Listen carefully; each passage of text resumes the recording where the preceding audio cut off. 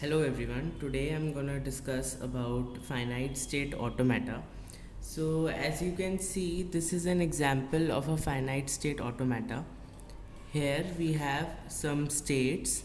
These are the states which are marked in circle, and we also have some input symbols, that is A and B are the input symbols here. Now, finite state automata consist of these states and the input symbols. Along with this, you can see that there is an initial state from which the automata starts, and there is a final state which will decide what strings are accepted by this machine. Now, from the diagram, you can see that there are five aspects to this finite state automata.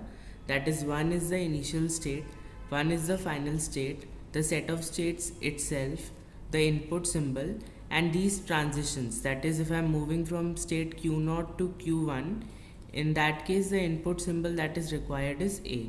Similarly, if I am moving from state Q0 to D, in that case the input symbol required is B.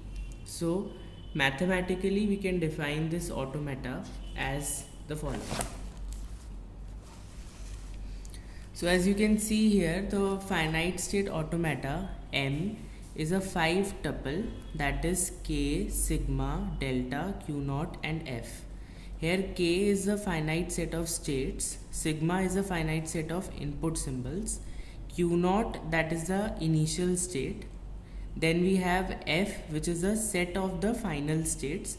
So in the example that I had shown, it had only one final state, but this is a set, so we can have multiple finite states. Then we have delta, which is the mapping from K to sigma to K. That means it is a function from K cross sigma, that is combinations of all the states and the input symbols, and it maps to a state, because this basically means that for a state and an input symbol, we will have a next state defined, right, by this delta function, which is known as the transition function.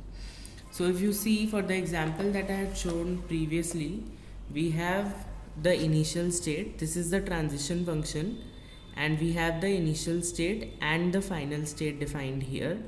And the transition function is basically a mapping which will say that, for example, for the state Q0 and the input symbol A, the next state is Q1.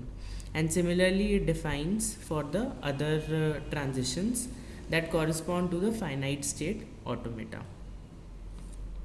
So thank you so much.